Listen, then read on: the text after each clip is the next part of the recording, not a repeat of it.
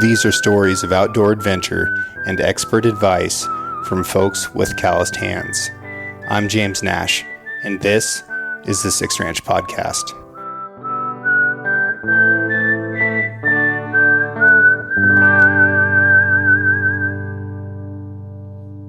This episode of the Six Ranch Podcast is brought to you by Defend Security Cameras. The whole world knows you as Buck, but what's your name? Name is Michael Baccellieri. Yeah, it's a lot. It is a lot. Yeah. We are where I recorded my very first ever podcast, and this is the beginning of my 8th year. That's a big deal. That's a lot. Cool. 8th year? 7th year. Beginning of the 7th year. That's pretty cool. Yeah. And I'm not sure whether it's snowing or raining right now. Sleeting or something. It's kind of right in that gray area. Yeah. We've had all the weather this week. Yeah, we have. It's definitely the full gamut of everything you could experience in Oregon. Yeah. Yeah, which is just classic mountain country in the springtime. And I say mountains, but really it's a canyon. It's the opposite of a mountain. Yeah. But this is my favorite place in the world, and I'm really glad that you could make the trip out to come down here and do some hunting. It was really cool to get that phone call and the invite. Yeah. It's been really neat, especially to meet some of the people that you've known for a long time and be able to hunt with them. And I know nothing about turkey hunting, so to be able to learn from some of these guys that you brought is really cool. Yeah, I'm learning a lot from them too. Tyson, what an incredible caller. Yeah, it was cool watching him get him, talking to him, and then dancing around, moving in. Yeah, it was pretty neat. But we've killed 5 toms so far, wildly successful from that regard. But just good experiences too, having good food. It's pretty cool. As soon as it starts to rain like this, all the bugs start coming off the water. See all these swallows? Yeah. They just come out by the thousands and start eating these caddisflies that come off. It's quite a scene out here. It's like watching a show about nature or Animal Planet or something. You can come out here and Oregon's interesting because we have, depending on how you look at it, like 3 to 5 entirely different environments that you can really experience, from rainforest to high desert to true desert to mountainous terrain like this that's pretty rocky. Yeah. It's pretty amazing. Incredible canyons, high alpine, volcanoes. It's incredibly diverse. It's a super special place. And even though Oregon has some very visible public problems, I'm incredibly proud to be an Oregonian. And what that means to me is so different from what the stereotype of what Oregon has become. But what I believe the stereotype of Oregonian is something wildly different. And I'm proud to be a part of it and aspire to be more so. Yeah, we've definitely kicked around the idea of moving, but my wife and I are both natives, and native Oregonians are harder and harder to find these days, especially over on the west side where we live. On your side for sure. Yeah, but this state is something really special. Mm-hmm. It really is. Yeah, if you're into anything from just hiking, mountain climbing, mountain biking, rock climbing, to harvesting type outdoor sports, whether it's fly fishing, canyoneering, hunting, it doesn't matter. There's very little we don't have here to offer. Mm-hmm. It's pretty cool. Yeah. Pretty cool. Give me a little bit about your background, or give the audience a little bit about your background. I grew up here over on the west side, and then left for the military when I was 17. I started when I was in high school and actually joined the National Guard. And you told your mom that you wanted to join the Marine Corps when you were 6? She says 6. I remember being 9 or 10. My mom remembers me saying and I can't remember if it was Marine Corps or what it was, but saying I wanted to be in the military when I was 6. I don't remember it being that early, but I don't remember much from that era. Mm-hmm. So, when I was 17, I had them signed for me, and I left and went to boot camp. It's called a split option program in the Guard. You can leave and go to boot camp or basic training in the Army between your junior and senior year. So that's what my summer was. Came back to the weekend warrior thing for my senior year. And then the day after graduation, I actually didn't graduate high school. The day after graduation, I got shipped out to infantry school. And then when I came home, my recruiter took my paperwork in to the high school and said, he gets X amount of high school credits for military time. That's the only reason I've got a diploma. But anyway, then I moved.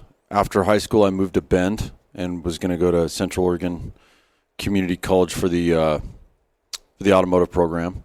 I was not doing well. I jumped on a deployment to Saudi Arabia. That was in the Guard? Yeah, that was 99 or no, I think that was 2000. Yeah, it was 2000 because I graduated in 99. And then 2000 pumped over to Saudi, came back, and then was home only about 6 months and was working on the automotive side and just decided, my initial goal was to be a Marine. I'm going to need to go accomplish that. So I went on my lunch break at work and joined the Marine Corps. And what I had to do is that is a way oversimplification because I initiated the process on my lunch break, but then I had to fill out all this paperwork, and it's called a 368 form. It's also known as a cross-decking form where you can change from one branch of service to another. So you have you get your release from one branch of service, and then you have 72 hours to be in another branch of service. Otherwise, you go on the deserters list. And so 48 hours later, I was going back through boot camp at MCRD San Diego, and then I spent the next 4 years in the Marine Corps, and I did 2 years in a we used to be called the Raiders, and then MARSOC adopted that name, but it was a boat company, a Marine Corps boat company. And if you don't know what that is, you obviously do being a Marine, but it's basically an amphibious infantry unit is what it is. And we'd hit the ocean off of a boat on Zodiacs on CRCs at about 27 nautical miles and then head in and hit a beach and do whatever. And then about 2 years in, after OIF 1, I took a Scout Sniper Platoon indoc. So I got into a state platoon. And then... and had you wanted to be a sniper? Yeah, I did from a very young age. Yeah. I found out that to get a shot at sniper school, I was going to have to extend my contract by a full year. Yeah. And I didn't really want to do that, but I really wanted to deploy again. So I switched units. One of my buddies is coming past here. Oh, is that a friend of yours? Yeah. He's pulling up to say hi. How's it going? Yeah, we're recording a podcast. Oh, you're good, dude. You guys kill any birds? You guys kill any birds? Okay. Cool. Yeah, we're heading out tomorrow. Yeah. No, we didn't draw any bear tags this year. Yeah. I don't know. It's tough. Okay. All right, brother. Be good. You're going to hear this conversation on the show next week. All right, later. Dude, it's such a cool, the jet boat community is pretty cool. Yeah. Pretty cool. That guy, he rolled up when I was down here bear hunting years ago. Sorry for the brief interruption here, but he rolled up when I was bear hunting down here years ago. I'd filled my bear tag. We'd killed 5 bears, and a couple guys were still up on the mountain packing theirs out, and I was sturgeon fishing because my feet and knees were shot from my bear hunt. And I was watching this bear on the Idaho side while I was sturgeon fishing, and he pulled up there and I said, "Hey, seen any bears?" I said, "Yeah, there's one sleeping behind that rock right there." I said, "Shoot!" No way. I said, "Shoot that rock, and he's going to come out." He knew me from the podcast and nothing else. And they trusted me. Shot the rock. Bear came out. Shot the bear. No way. We went and dragged it down the hill. Unreal. It was awesome. That's super cool. Yeah. No, so good. That's awesome. But we're in a wilderness area, and there's no roads, there's no communication, there's no help, right? So if you have a problem down here, the only solution is somebody else in a jet boat. Right. And because of that, the reliance upon each other for this community, because it's a high reliance, it's a strong relationship. Yeah, that's pretty neat. Yeah. So everybody's your buddy. That's cool. Yeah. It's good. That's pretty neat. Okay, so back to wanting to be a sniper. Oh, yeah. So anyway, I indocked into a state platoon. And a what platoon? State platoon, surveillance and target acquisition, so we call it Scout Sniper Platoon in the Marine Corps. Indocked in, I went through my pig phase with 3-1, and then what's a pig face? Because we're talking to everybody, so Right. folks aren't going to know all this. So it's kind of, I don't know, Marine Corps Scout Sniper culture or whatever. It's kind of our thing or whatever. But if you're a pig, you're a professionally instructed gunman. That means that you are essentially a sniper's apprentice. You're not a sniper. And then once you go through Scout Sniper School, you become a hog, which stands for Hunter of Gunmen. It's where the bullet hanging around your neck is the hog's tooth. It's presented to you on graduation, and basically, as the lore goes, that's the bullet that was meant for you. So as long as you're wearing it, you're not going to get killed. You're invincible or whatever. So went through my initial pig phase with 3-1, and then found out that I wasn't going to get a shot at sniper school unless I extended for an entire year. Mm-hmm. I really wanted to deploy again, but I didn't want to extend. So I swapped units so that I got to pump out again, and then went on my final deployment in the Marine Corps as a senior pig in a state platoon. So I was not a Marine Corps Scout Sniper. Anyway, did my final deployment, came home, and then got out and traveled around a bit, did some ranching in Wyoming, did as much hunting and fishing as I could all over. Talk to me a little bit about that phase of life, because it's a vulnerable time in a guy's life. When you get out of the military, you lose that community. Yeah. You lose that purpose. You're dealing with whatever you need to deal with post-deployment and, all the stuff that comes with that. It's pretty precarious. It's a hard time. And this kind of goes back to our conversation around the campfire last night about identity. And most of us join at a younger age, not really knowing who we are. And not realizing it, we allow the military to dictate to us an identity, and it becomes very dangerous. And, the example I like to say, just because it's a very well-known movie, is in the new Maverick Top Gun movie. He says, I'm a naval aviator. It's not just what I do, it's who I am. And I don't know how many times we've all said something very similar.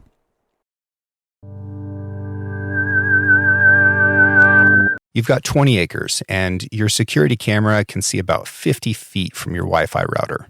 Your gate, your barn, your equipment, all the places you actually need to monitor, they're exactly where your Wi-Fi doesn't reach. That's where Defend security cameras make a lot of sense. They work on cellular, just like your phone. But here's what's clever. They've got an embedded SIM card that automatically connects to the best network in your area. Verizon, AT&T, T-Mobile. It finds whatever's strongest. No choosing providers, no contracts, no hassle. I'm using Defend cameras at my place. You mount it, open the Defend app on your phone, and you're done. 10 minutes. Clear footage, night vision, instant alerts, and here's something you need to know. Defend doesn't sell your data. Not to China, not to tech companies, not to anyone. They work for you, period. Defend your place. But what happens if, as a hunter or as a mechanic, whatever, something ails your body to the point where you're no longer capable of doing that? Well, if you find your identity in that being capable at that, then who are you? If, Maverick got glaucoma and went blind, but who he was a naval aviator, well, now who is he? Right. And I think that that's really dangerous. And a lot of us lend our identity to an organization that at the end of the day doesn't really care about us. We're the last four of our social. That's who we are to them. We're a piece of property, an investment, a capability that they paid for. And so we have our community, our small group of our brotherhood or whatever you want to call it. And the men and I guess women too. I was in the infantry, so I never served with women. But the group of people around you that you develop a foundational camaraderie with, and that you can depend on them, whether you have a flat tire or somebody's, raining down indirect fire on you. You have your group of people that are not going to abandon you and you've learned to depend on, and then all of a sudden that's gone. So you can go back to family, but it's not the same. And for a lot of us, family is just another F word, depending on your upbringing and how those dynamics played out. So sometimes that's not even an option, and for those of us that is an option, it's weird, it's awkward. People don't see you the same way, they don't understand you. And so I, like a lot of people, I went soul searching and was running from demons, and others had it way worse than I did. But so I traveled. I put 35,000 miles on a car in 5 months. That tells you how much I was seeking adventure, trying to get high without drugs, trying to find every single adrenaline rush I could find wherever I could find it. It wasn't 6 months because in the middle of that I flew to New Zealand and backpacked it north to south. Just hitchhiked both islands, and did some skydiving out there, some fly fishing, did some hunting out there, and then just met people, stayed at their houses, and kind of relearned socialization, if you will. Ended up on a ranch in Wyoming for about 6 months, just branding cattle and working fence line and shooting every prairie dog I could in the state of Wyoming. Any stories come to mind from a branding or anything along those lines? Yeah, there's a few. You know what I'm asking I for. I know what you're asking for. We're not going to tell that story. Come on. All right, so I was like the city kid, and out there in those rural cattle communities, I didn't realize this, but the whole county shows up to one single ranch for a scheduled branding. And some of these ranches are massive. You might show up to a smaller ranch and have 200-300 head of calves to brand and castrate, and you show up to another one and you've got 1,000 head. And so what ends up happening is during the springtime, you just end up going to different ranches on kind of a scheduled cycle.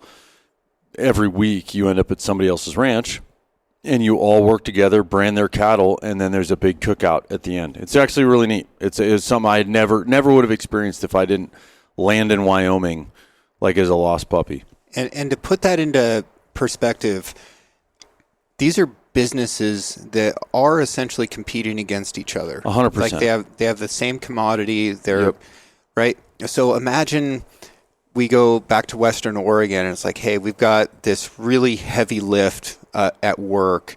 All right.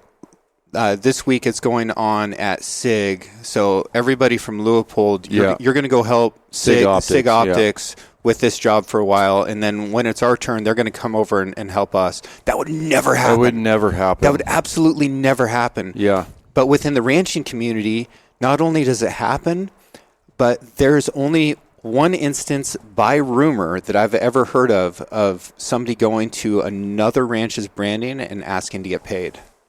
I've never heard of that. That's interesting. That guy never got invited. Oh, of course not. Yeah, absolutely. No, he was blackballed from that community. But it's probably similar to what you're talking about the jet boat community. Being stuck in Hell's Canyon, I mean, our closest neighbor when I lived in Wyoming, I think, was 12 miles away. And we got called up every week or so, maybe every couple weeks, from the woman that ran that ranch saying, hey, I need a few hands down here to help me out. Mm-hmm. And we'd head down there, help her out, get something unstuck, get a bull back where it needed to go into the right pen or pasture, and then shake her hand and be on our way. And it was a community. It was interesting. I blew out a transfer case when I was out there. I was in a town called Ten Sleep. Yep. And if you've never heard of Ten Sleep, it's because you probably blinked when you drove through it. But at the time, the town of Ten Sleep had a population of 350, but over the 4th of July weekend, they trailered in this massive flatbed, and they brought in a live band, and the town went up to like 5,000 people or something for that one weekend. So a buddy of mine and I were driving to Ten Sleep to hang out and just see the 4th of July celebration. And at the top of this mountain, 11 miles above Ten Sleep, I think it was about 10 to 11 miles, we heard this weird click, click, click, click, click, and somewhere in my drivetrain. And I pulled over, I put it in park, and we just kept rolling. We're like, well, that's not good. That's handy. Yeah, so the pickle fork in my transfer case blew out, and we literally put it neutral, and I coasted as close as I could to that town, and I ended up a mile outside of town. We literally parked on the side of the road, rolled out our bedrolls, and passed out, woke up in the morning in some rancher's field along the side of the road, and then walked into town, and then we hitchhiked on the rodeo circuit, literally riding in horse trailers to get back to the ranch. Some folks that we met there towed our vehicle back to town and stowed it in their barn for us so that it would be out of the weather. And then when I was back at the ranch, their neighbor heard about what was going on and came over and offered me a flatbed to tow my vehicle back. They didn't know me from Adam, but they just knew that one of Jim's guys was in a pinch and could use a flatbed. I didn't borrow it. I ended up borrowing a truck off the ranch, going into a U-Haul, renting a two-wheel dolly, throwing my car on it, driving home, throwing my motorcycle in the back of that pickup truck, driving it back to the ranch, returning the truck, and then riding my motorcycle home. Anyway, so it's a community. It's very much a tight-knit community of men and women who know how to take care of each other and show up for each other. And so anyway, I'm out there and I'm going to Brandon. There's all these roughneck cowboys that and I'm feeling pretty insecure as this city kid because I don't know how to wrestle a freaking calf. I just got out there. And so I picked the guy that was the only guy not wearing cowboy boots. He was wearing hunting boots. And I was like, well, maybe he won't be a jerk to me about this. And so I'm paired up with him, and he's like, all right, I'm going to teach you how to wrestle these calves. And there's kind of a technique to doing it. There's 3 or 4 techniques. I'm going to show you the way we do it here. And I was like, perfect. Just tell me what you want me to do. And so anyway, it was really neat. He was all of the kids that were anywhere from like 18 to 30 at that branding. He was all their second grade teacher. So he's a little bit of an older guy, but knew everybody, was part of the community. He's like, I just come out and help with branding, and then they let me hunt their property for mule deer and elk every year. The whole county does. And I was like, man, that's really neat. So he teaches me how to wrestle these cows. And I was on the back end, so you end up grabbing the hoof that's more elevated. The calf's on its side. You grab the elevated hoof, and then you put your heel into the hamstring of the under leg and drive against it, essentially splitting their legs to hold them down so that you can brand them, give them their shots, and castrate them. And anyway, so you'd have ropers and wrestlers, and this roper brings this calf in, and we wrestle this calf, and this calf had just stepped in a giant pile of freaking cow shit, and it was slippery as hell. And so I could not get the ankle of that hoof in my hands without it slipping out. And I just had cow crap all over my hands, and it kept kicking me in the chin just over and over. I'm just getting my ass kicked by this little calf, and it just keeps knocking me in the chin. And I'm getting frustrated. I'm getting angry. I have my heel up against the hock of this thing, and I'm ready to split the legs. But all of a sudden, it winds up to kick me again, and this hand just snatches it out of the air and holds it steady. And I look up, and there's this woman who's probably 10 years older than me, but she was this beautiful woman who came in she was one of the rancher's daughters, I think, came in from town. And she looks at me like I was a complete moron, and she goes, "You got him?" And I was like, yes. And I just felt so small in that moment, So I'm holding this hoof, and she pulls out like an old trapper knife, like an old, a Case or an Uncle Henry or something, opens it up, castrates this calf, and puts this bloody knife in her teeth, and then grabs the branding iron out of the fire, brands this calf, puts the iron back in the fire, wipes the blood off the blade, closes it, and throws it in her pocket. And she looks at me like she's looking down at me like, who is this boy in a man's ranch? Yeah. And she goes, "You can let him up." So I let him up, and like she throws out this gloved hand, and she pulls me up. She's like, "You all right?" And I'm just like, I'm totally good. I felt so like, and she wasn't in any way trying to make me feel small. She wasn't trying to be humiliated, but here I am. And she's, I'm 24. She's probably 30, 32 or something, but obviously older than me, a very, very beautiful woman, and just tough as nails. And just made me look like the biggest freaking pansy I'd ever. It was amazing. It was an experience that I was like, I'm a Marine. I've got 4 tours under my belt going overseas, 1 in the Army and 3 in the Marine Corps. And I'm not that tough. You know what I mean? Like, these people are tough out here. Ranch girls are built different, man. Yeah, and it was super funny because I remember standing there looking as this horse rode away, and my buddy walks over and he goes, "Don't even try. Don't even try, buddy. She's out of your league." And I was like, no, I understand that. Like, it's not really up for debate. And then years later, I married someone who was way out of my league. So now I look back, I'm like, you actually had a fight. You know what I mean? Like, with you're good with batting out of your sport. We could have done that, But anyway, I felt pretty foolish, and it wasn't by anybody's intention. It was just by the culture out there of you're either going to be tough or you're not going to make it out here. And I came up with cow dung all over my face and my hands, and a bruised jaw from getting kicked in the face by this freaking calf. And It was pretty funny. I learned a lot out there. I learned a lot from the ranch owner. I learned a lot from that community out there. And if I found, and this was actually an initiation of kind of a bit of a journey for me, is I learned that if you're willing to look at someone square in the face and very confidently say, hey, I don't know what I'm doing. Can you help me do this? 99 times out of 100, they'll say, absolutely. Let me show you how we do this out here. But it's, we talked about the enlisted culture in the Marine Corps the other day when we were out here fishing. That culture of acting like you know everything or acting like you're tough enough to do everything was very detrimental, and it followed me for a long time. It followed me through my career as a mechanic at Loophole. Just pretending like I knew something I just found was really detrimental to me. But the initiation or the initial time that I saw confidently being able to say, I don't know what I'm doing. Can you help me out? The willingness of people to show you and have grace for you it's huge. Yeah, and I've found it's also good to be really cautious around an instructor if it's something that you think you know. Yeah. Right. So when I was at Winter Strong, not this year, but the year before, there was a seminar there on lashing. Like, that's something I'm pretty familiar with. I've done a lot of. And I'm standing there getting ready for the class, and the instructor said, all right, what do you guys want to learn? And nobody said anything. And I said, I want to learn everything. I'm brand new. And he's like, that's awesome. Yeah. But if you go into something with that mindset, I want to learn everything. I'm brand new. You're going to pick up on something that you wouldn't have otherwise. Yeah. And how valuable is that? Yeah.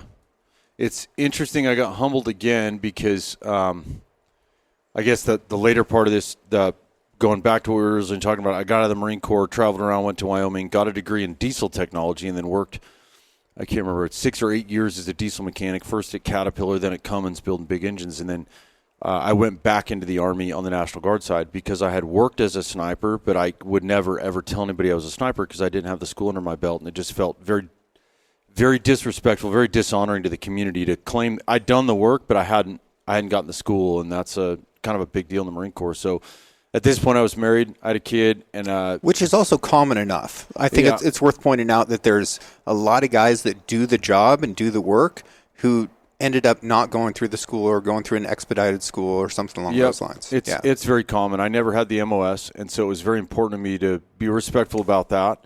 And so I went back into the National Guard. My family wasn't really active duty military type. I don't think that we would have done well as a family. So I didn't go back into the Marine Corps. I went back into the National Guard, and then I went through their sniper school, and then later went back and finished my career teaching sniper school at the Fort Chaffee Schoolhouse in Fort Chaffee, Arkansas. Well, Little Rock, it's a split school, so half of it's at Camp Joseph T. Roberts, North Little Rock, and then the other half's at Chaffee. But interestingly enough, I went through sniper school my first time, and I failed, but I showed up because of my training in the Marine Corps. And it had been a lot of years since my time in the Marine Corps, but I think it had been 7 years since I left a scout sniper platoon, and then went back into it. It was 5 years by the time I went back in. I think I went maybe six or 7 years, whatever it was, before I went to sniper school. And I showed up like I was pretty tough kid because of my time as a pig in the Marine Corps, and I got my ass kicked. And what was the part that challenged you the most? The biggest thing that I didn't realize, and I shouldn't say I got my ass kicked out of being cocky, although being cocky was a big part of why I showed up with the posture that I did, and it wasn't okay. But I found out at that point that I had astigmatisms, and I didn't know it going through school. And so it's interesting. There's certain exercises like target detection where you have to find 10 military items that are hidden on a sketch that you've done. And I can draw. I'm a pretty good artist, I guess, with a pencil, and so I draw really well, and then I couldn't find the items, and it was just brutal. And so I guessed on an item, and I passed target detection on in the Marine Corps they call it OBS, Army they call it, or observations. In the Army they call it target detection. Anyway, that's the only way I passed. It was my third attempt at a graded exercise. I put a dot in the grass, and I said it appears to be an explosive, and they had randomly had a grenade that they put in the grass. And so I passed, and then later on stocks, I couldn't find the truck to save my life, because if you don't have astigmatisms, it's not something you're going to realize, but what astigmatisms do is they make definitive edges of things very fuzzy, and they make things blend together. So when I got on a stock lane, there was 1,000 trucks out there to find. They were made out of oak and juniper and all kinds of different vegetation. They weren't trucks, but like I saw them as trucks because the truck itself being an OD green camouflage vehicle, everything just blended in, and I just had a hell of a time. Ended up failing on stocks, got kicked out of the course. Didn't kick out of the course, failed on stocks and failed the course. And I came back a year later with glasses, but the big difference that I came back more than just a set of prescription glasses is I came back saying, okay, I can fail this school at any time, and I need to show up like ready to learn as the new kid, ready to follow instruction, not pretending like I know everything, taking the knowledge I have and saying, what you're teaching me affirms that, now I can use that, or parking it. If they're saying, don't do it this way, do it this way, and I'm like, I've actually learned at one point that works. Okay, well, while we're here, we're not using it. We're doing what they say. And if what they taught me affirmed what I had already known, okay, now we can use that, But I showed up with a different mindset, and I showed up basically relying completely on my faith. I remember literally every graded exercise going, all right, God, you've given me this passion for long-range precision and the job of a sniper. And if you want me to hold this title and do this job, I'm handing this test over to you. And if you want me to have it, this is in your hands. And if you don't, I'll fail and go home. And I need to be okay with that, because it was at that point that I had really started looking into what identity meant. Mm-hmm. And I had to realize that being someone who had the title of sniper, and make that whatever you want, Green Beret, Ranger, Marine, whatever it is. It didn't get to be a value statement on who I was as a man. It didn't get to be a dictation of whether I was good or bad, and it didn't get to be an indicator of what my identity was founded in at all. And I could say, this is a really neat job, and I would really love to do it. And if I'm not meant to do it, that's okay. This doesn't get to say I'm good or bad, and this doesn't get to give me a value statement as a man. So sniper school, I burned it down. Like I literally burned that school down, G1, pretty much everything. There was one exercise that I had to go to G2 on, and that was because, and I will fight him on this to this day because he's a very close friend of mine, but he didn't call a hit when I had a hit. I passed the graded qual. He called it a miss. He was wrong. No big deal. But and he's a very, very close friend to this day, and was my instructor for both my first and second attempt, one of my instructors. And I'm still very close with most of the instructor cadre, because when a guy left there who was a very respected instructor, it was pretty neat. The guy who, I'm telling you, I get into an argument about still to this day, he and this guy that left both threw my name in the hat to come back to fill his slot as an instructor. And then the other instructors gave the thumbs up on that, and I came into a very welcoming community of men who. So it was really cool, because I was very insecure about not having that title or not having that sheepskin saying I'd been school trained, to not only getting that, but then being able to come back as an instructor and kind of go one notch past what my goal was, and learn from those guys really, really well. Yeah. Let me ask you this. If, say 900 yards up here in the rims across the canyon from us, there was a Marine, an Army, a SEAL, let's call the Army a Green Beret sniper. Like, pick all of your U.S. military snipers. Which one of them is most likely to kill us? I would say, you mean like first round hit probability type? Yeah. I would say that really... Because second round, I'm hiding behind you for sure. 100%. Yeah, jump right behind the dude to your left or right. Absolutely. I honestly, I'll be really honest with you. I don't... If all of them, we'd have to create a baseline. And that baseline would say all of them had been through their basic sniper course with no other training. Okay. And if we're talking about the soft community, now we have a level 2 and a level 1. So if we're going to say on the soft side, they're level 1 qualified, and then everybody else who's conventional side military, they're just basic course qualified, I would probably go to one of the soft guys. Which one? Again, this is so subjective, because a lot of times how good a sniper is outside of fieldcraft, if we're just talking about the shooting aspect of sniping, it's like so many other things, and you were in the military, you know this. It's like so many other things where it's like if they don't choose to pursue it on their own, if this isn't a passion for them, the basic level training that you get from the military is not enough. And it's such a perishable skill. It's kind of like saying, how much does a car cost? All those guys have their basic level of training, but when was the last time they were on a long-range precision range? So was that Coast Guard sniper? Was it an MSRT sniper that just came back from shooting the USASOC sniper comp last week, and he just had a bunch of lessons learned, right? And he's going to apply that now. Or we're in these crazy mountains, and he was just at Hat Creek 3 hours from here, or 2 hours from here over in Pollock, right? And he just got to shoot this terrain. Or is he up against a CAG sniper that has been on 3 deployments but had to fill the role of a freaking assaulter and a breacher and hasn't touched a long gun in a year? You're really dancing around this answer. There is no answer. That's the reality. You're not going to give the nod to any one group. I'm not. Okay. I'm not because that's fair. Yeah, I'm not because I've met. I've gone up against in competition, and I don't compete that much, and I'm not a great competitor. So let's not pretend like in all my time as a competition shooter. But I shoot between 1 and 3 comps a year, and it's usually just enough for me to go up, take notes on what I still suck at, and how I need to reorient my training moving forward. But I've shot against some unit level snipers, and I've watched civilians beat the living pants off of them. And then I've watched a Ranger Regiment sniper beat the crap out of, fill in the blank with over here.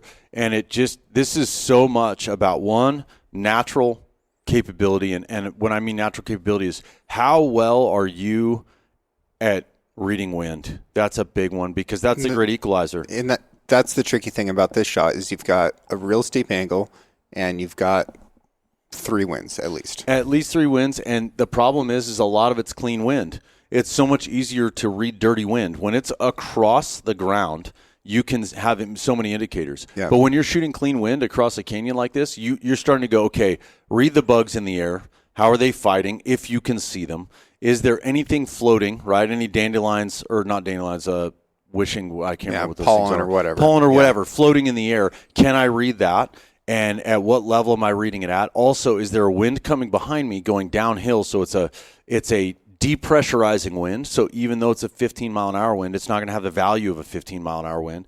It's like I said, it's like asking how much does a car cost. Mm-hmm. There's so many other questions. Do you want a 4-wheel drive? Yeah. Do you want to, what I mean? Do you want it to run? And it's 2,000 feet of elevation change. So you're, there's a little bit of a trick in that just because not only the angle, but your projectile is fighting fairly different pressures between here and there. It's fighting fairly different pressures, but also you have flat ground distance. How long does that get affected by gravity? Mm-hmm. And the terrain that it's going over creates different microclimates through there. I mean, everybody says it's really funny. In the sniper community, we've all heard over and over for years and years, 1 shot, 1 kill. But in my old platoon, the guy who took over for me changed the T-shirts to say 1 shot, 1 correction. And then underneath in small print said, because it's a reality. Yeah. And I was like, that's super valid. Yeah. That's real. That's why suppressor is an amazing tool, in my opinion, for ethical hunting as well.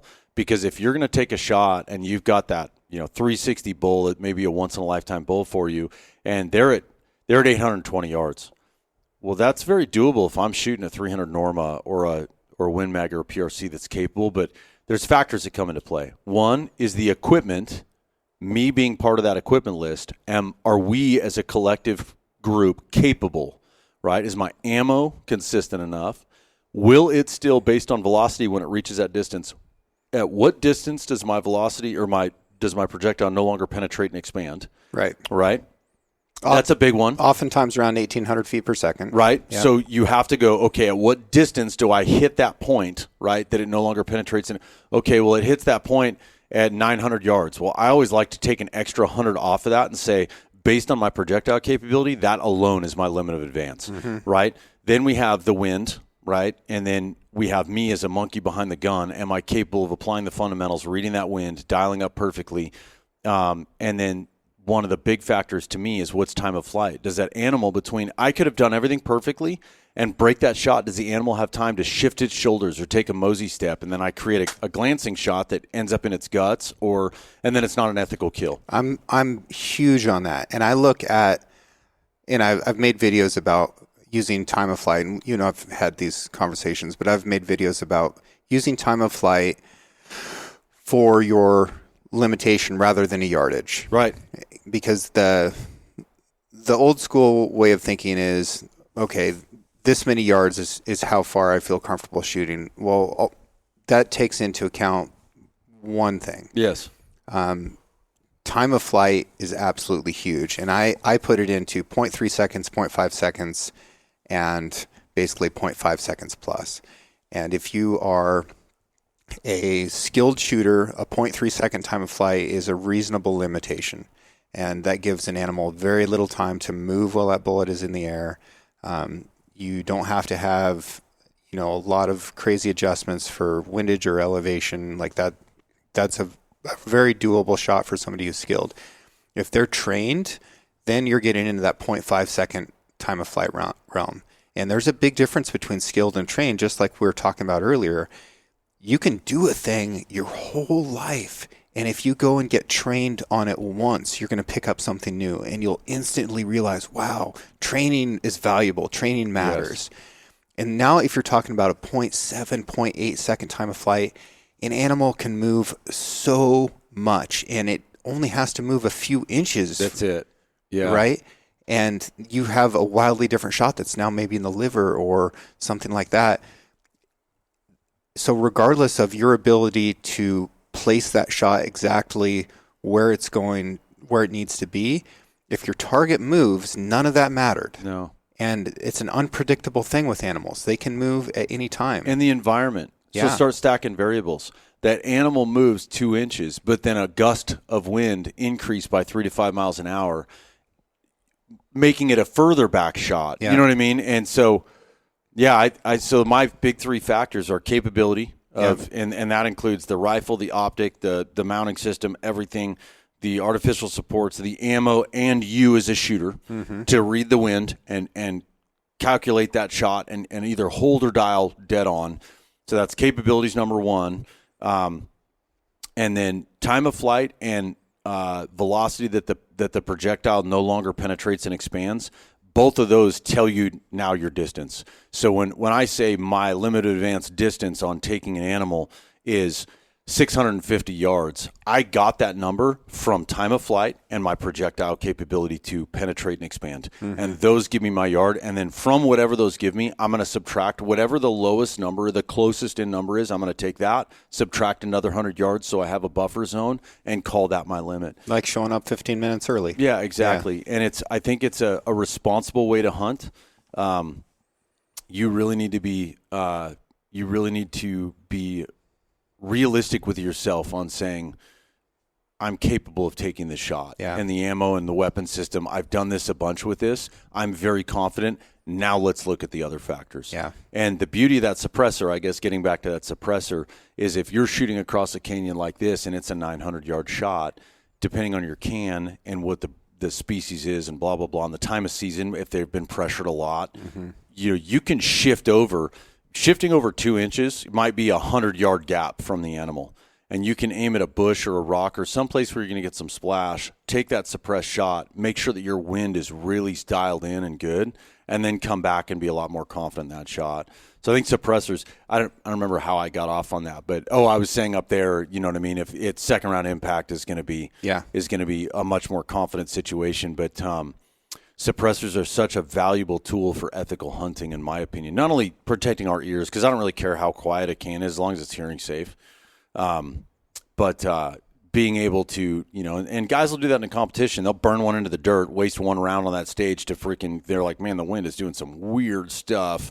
They'll burn one into the dirt and going, all right, that's crazy. I see a hard left to right, but I'm literally holding no wind. That means there's a hard right to left that I'm not seeing that's counteracting that. They'll burn one of the dirt underneath the target and then get back to shooting their stage. And the same can be done for hunting as well. Yeah, and a lot of people that are setting up stages in competitions intentionally put a target in a place where it's very difficult to spot your miss. Yeah, absolutely. Yeah. Yep. That's called probably many things. I know it as a sighter shot, and it is an effective tool. And look, folks, I don't care if it's 400 yards away. If you are at all uncertain about the conditions that you're shooting in, peel 30 or 40 yards off to the side and shoot a rock. And if you hit it, awesome. Reload and swing over to that animal. And if you're shooting suppressed, chances are all it's going to do is pick up its head and look at where that round impacted. And now you've got a very static target, probably more so than when it was relaxed and feeding along or whatever. Because a lot of those species will hold still while they're trying to listen or pick up movement. Yep. Very, very effective. Yep. And think about how many times, you've seen, I know, nobody listening has ever missed, but maybe you've seen somebody miss and the animal just stands there for a minute, right? And that is a miss that occurred really close to that animal. If you peel it off to the side, especially if you get it 40 yards away where it's outside of that supersonic crack distance, dude, it works great. It's a tool. Yeah, it's a very effective tool. I think that the training that you said is really important as well, because we can all sit here and we go down the rabbit hole about a million different topics when it comes to precision shooting, projectile selection, how to break in a barrel, blah, blah, blah, all this, what rings and mounts are the best and whatever.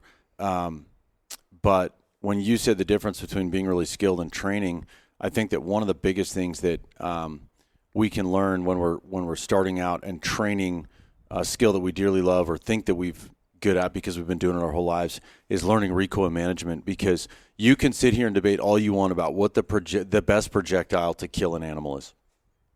That can be arguable, whatever. I don't care what projectile you use. You have that animal shift its shoulders and tweak its anatomy in just a way, and the perfect projectile and the perfect shot now changes course in the animal, and it can not kill the animal. And so being able to, one of the biggest things we can learn in training is recoil management of that high horsepower, lightweight mountain rifle so that we can get a follow-up shot on as soon as possible and anchor that animal. When I say anchor, I don't mean anchor to the ground so it doesn't move. I mean anchor its vitals so that it's no longer suffering and no longer shooting adrenaline through the rest of that meat. But ethics is such a huge part of hunting, and that spotter round or that sighter shot that you're talking about taking, I think is such a good tool to make sure that when you take that animal, regardless of whether you're shooting prairie dogs, coyotes, or you're shooting bull elk or moose or whatever, you need to do it properly. And doing it well is very important. So that sighter round is, I think it's an incredible tool that a lot of people don't take advantage of. And when you're suppressed, it's just super easy to do. You are one of the nation's foremost experts in rifle optics. I think that would be fair to say for everybody who knows you. We've got about 15 minutes left. Let's spend that time talking about optics and take this opportunity to teach hunters some things that they might not know. Yeah, I think that there's some critical things that are missed. Oftentimes we learn from our dad who learned from his dad and all the way back, or an uncle or whoever ends up teaching you, and they learned from their previous generation. And so what we have to realize is what we've learned throughout time about understanding our optical system in our head, as well as understanding body mechanics to the gun.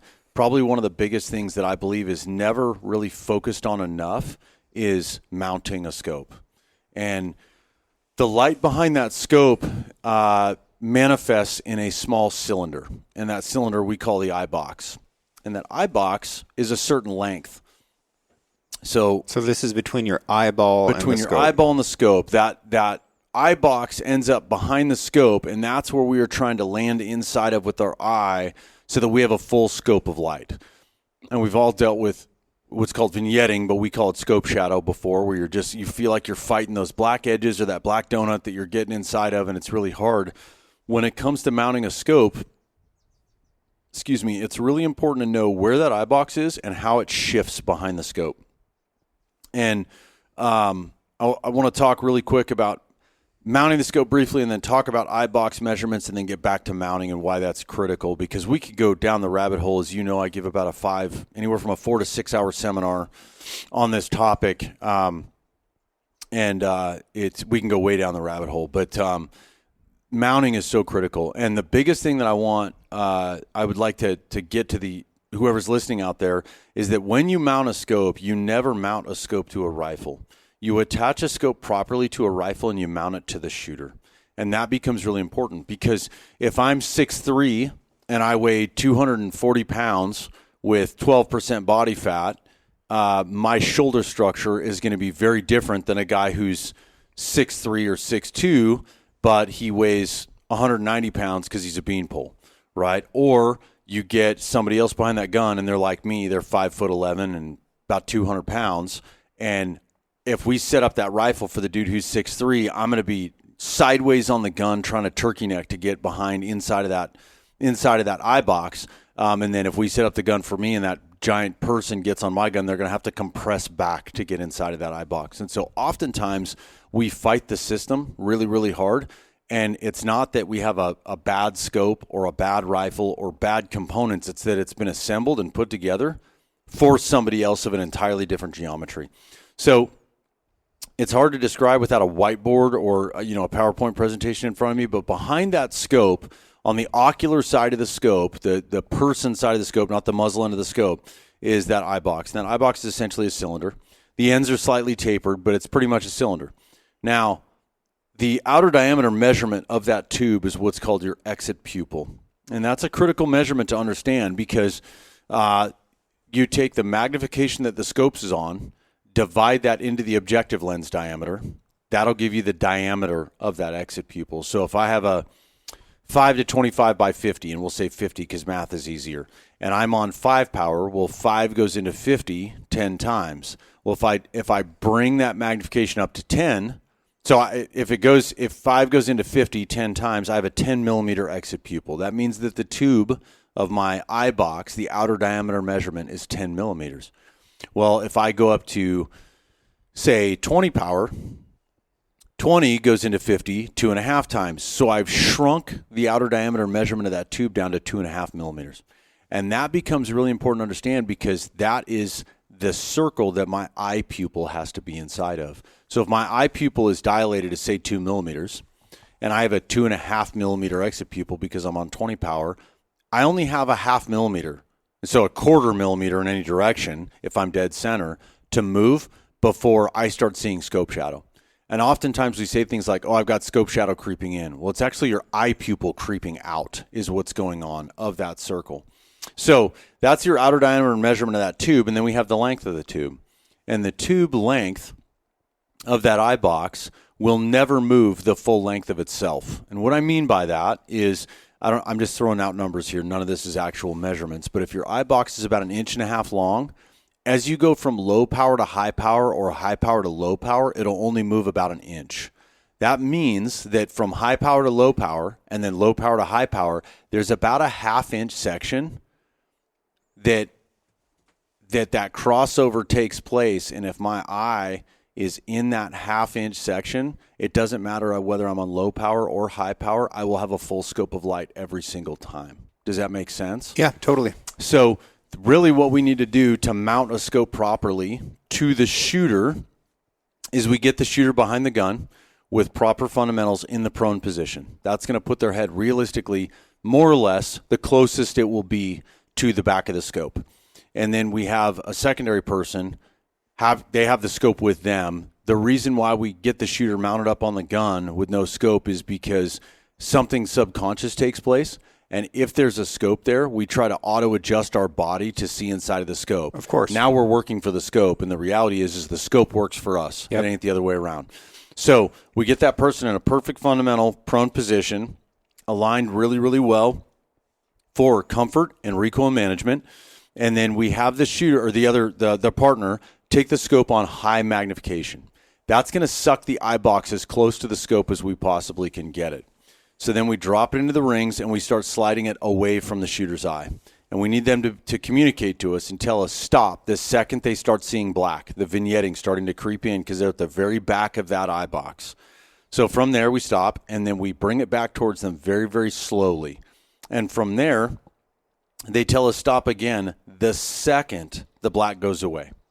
All right. And at this point, they are inside of the eye box, but at the very, very back end of that eye box. But they are in the eye box. From there, we slide the scope anywhere from 1/4 to 3/8 of an inch back a little bit further. The partner holds the scope tight in the ring since it's not bolted down. And from there, spools from high power all the way to low power and low power all the way to high power. And wherever they land, that shooter says, I'm good. Oh, hang on, I've got vignetting here, right? We slightly adjust, but we make it so that while that shooter is in the prone position, we can go from max magnification, minimum magnification, back to max magnification, and they have a full scope of light the entire time. Now we know we've landed in that crossover point. And from there, that's where we can lock the scope down once we properly level it. But what that means is that scope is going to work for us in all scenarios. And that's really, really important, because what dictates the magnification that we typically take a shot on? Not PID, not movers, not, there's a bunch of answers out there that are true answers, but they're more fringe answers. The overarching reason that we select a certain magnification, kind of the umbrella rule, is how well we've got the gun supported. Mm-hmm.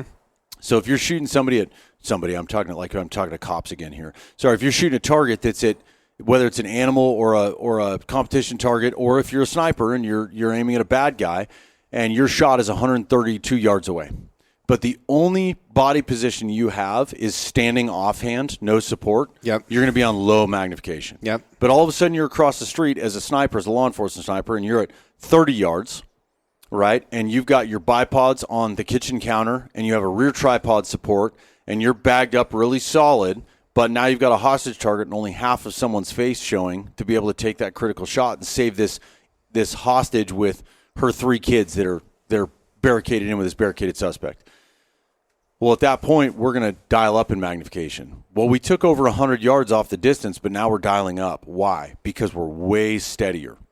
So if you think about that body position is going to dictate the magnification that we choose. What else is that body position going to dictate? It's going to dictate where our cheek lands.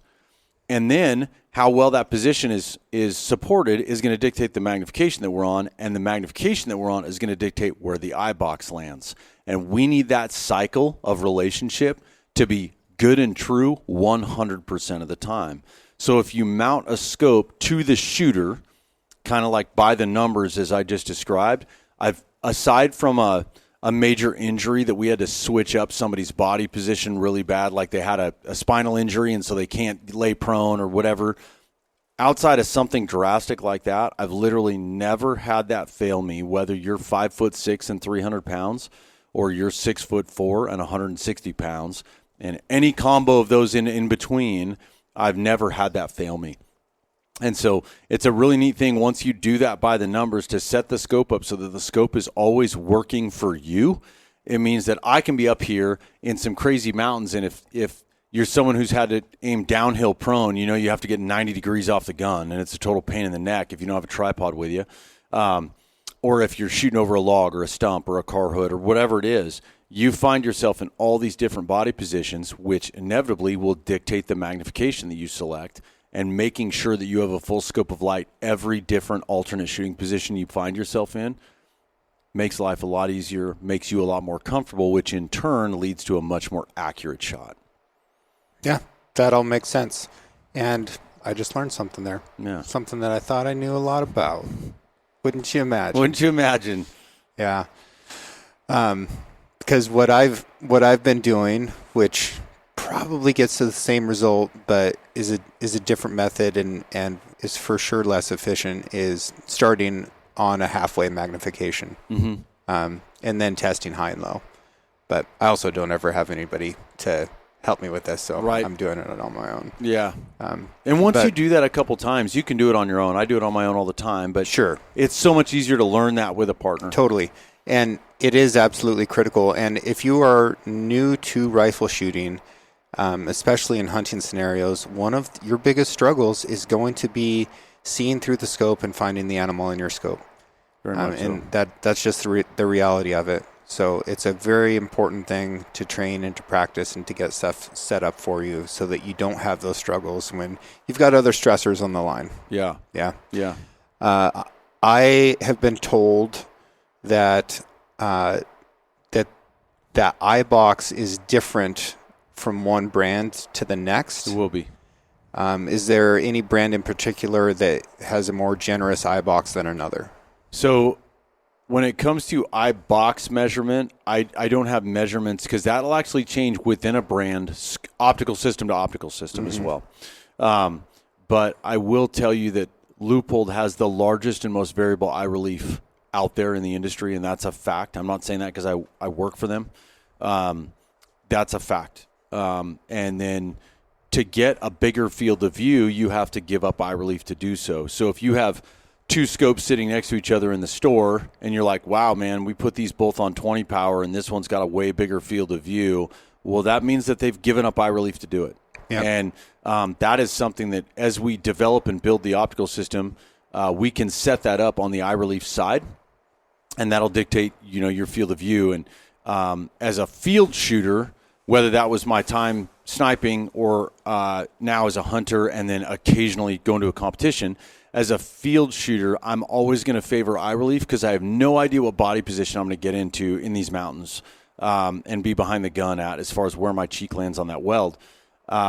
If you were a bench rester, maybe field of view is a better option, right? Or something like that because you're on the same body position on a level range every single time. And if your eye relief's too short, well, unbolt the scope and move it back towards you a little bit and relock it down. You're going to be in the same body position every time. So field of view in that scenario might be a better thing to focus on as far as purchasing an optic. But I know that that Collis has a decent eye relief and Night Force has a decent eye relief. But as far as being a generous eye relief and the most variable eye relief possible, nobody does touch a Leupold. And then, but if you're brand specific and you're like, hey, I'm a this brand guy, make sure that you just mount it properly and you'll be able to get used to it. But if you're looking for the most generous eye relief out there, it's going to be a Leupold. Nice. Yeah. Good to know. Yeah. And I mean, it's just something that's too complicated to explain in marketing. It's hard. Yeah. It's hard. And there's a lot of people in marketing that were hired as marketers, not as shooters, that are good at marketing. So oftentimes they don't maybe quite understand the system itself like an end user would. Sure. Just like shooters don't understand marketing as well as marketers do. 100%. Yeah. We've all got to talk to each other and then spend the rest of the time in our lane. Yeah, absolutely. Yeah, I've had a lot of fun. I remember getting a job at Leupold almost 12 years ago, and I don't work there now. Now I'm a contractor for them. I went out on my own back in June, but I remember getting there 12 years ago and getting into an argument with one of the engineers, and I was like, this is how this works. And he's like, no, it doesn't. And I was like, yes, it does. He said, no, it doesn't. I said, you don't understand. I just finished my career teaching sniper school, living behind a scope. And he said, I don't think you understand. I'm an MIT-educated optical engineer. And I was like, I'm going to lose this fight. Yeah. Like, there's a lot. Okay, take me to school, Sarge. Yeah. I don't know what I don't know. And it was a really humbling moment going, wow, we've been teaching things really wrong in the sniper community. Like, what the argument was about was a bigger objective gives you more light. And I was like, a bigger objective, it does. And he's like, no, it doesn't. And I was like, yes, it does. And he said, no, it doesn't. We went back and forth, and then he dropped his credentials on the table, and I realized how small I was in that moment and realized I needed an education. But anyway, it's been a really neat experience, and I have a lot of friends at other optics companies and kind of learn what their focus is and how they do it. And there's some great optics out there that aren't Leupold, but I'm really proud to work for that company, kind of understanding how an optical system works and durability testing truly works versus how it's marketed, because that's another big interesting wool pulled over the public's eyes for the most part. Yeah. It's been a really neat place to land. Cool. So with the schools that you teach, are any of those open to civilians? Not at the moment. I teach on contract for Leupold still, so I teach at several of the major sniper schools still, and I'm not an instructor at those courses. I just show up and do the optics seminar. But my company's called True North Raven, and we've definitely been kicking around the idea about doing some open enrollment courses. And what does True North Raven produce? So we started out with what was called the Raven Wrap, and that's a tripod system that adapts to your tripod, that turns your tripod into a full workstation. And from there, we've kind of branched out with a few more products. We have a really good Magnum, like a 338 double stack Magnum mag pouch now that is fully configurable by the end user. So if you want it to be friction only, or if you want it to be bungee top, or you want it to be belt loop attach or molly attach, like it's fully configurable. We have a really nice scope cover out now that is a protective cover over the entire objective bell of the scope, but it's got your scope tools integrated into it. It's got shock cord built into it so you can veg it up. It actually has a flip down, flip up cat eye, and then it actually has a fabric. I'd never seen this done before, so I just thought I'd give it a shot. It has a fabric sunshade. So the sunshade you can keep in your pocket all day and then throw it on, and it Velcros on to the scope cover. And what that does is it provides you a really good sunshade, but it allows you, if you don't want a sunshade, to put in your pocket. But the other thing is that there's a drawstring at the end, and so it acts really, really well as a thermal or night vision coupler, so you're not spilling light, giving away your position as a sniper. And then we have a multi-caliber barrel sleeve that's jumpable, and some Kestrel pouches and different stuff. It's really sniper community driven, but we have some stuff coming out. I have a product coming out here that is for the prairie dog hunting community, because that is something I dearly loved when I was out in Montana, out in Wyoming, and then I just went out to Montana again to do it recently. A product to augment the prairie dog and varmint hunting community. And yeah, some odds and ends stuff coming out that has been by request by other companies for us to build for them. So specific pouches that probably won't be available on our website, but you'll be getting our product through other companies if you buy their product. Probably all of it made in China? All 100% Chinese made. Yeah.